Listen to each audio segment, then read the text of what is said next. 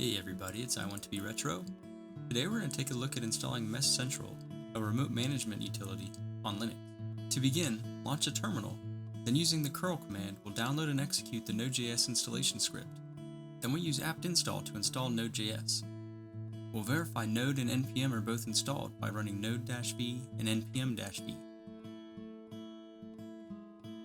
With Node.js now installed, we'll create a MeshCentral directory, then cd to the new directory.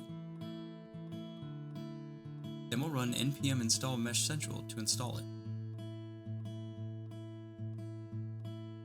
Next, we'll create a meshcentral.service file and edit it in the nano editor. Copy the service configuration from the video description, then paste it in nano, save the changes and close the file. With our service file now ready to go, we'll reload the system daemons, then start and enable the MeshCentral service. With MeshCentral now running as a service, open a web browser and navigate to the DNS or IP address of the host under HTTPS. Proceed through the SSL warning. Click the Create link to create a new account. Then complete the form by entering a username, email, and password. Welcome to MeshCentral, running on your Linux device.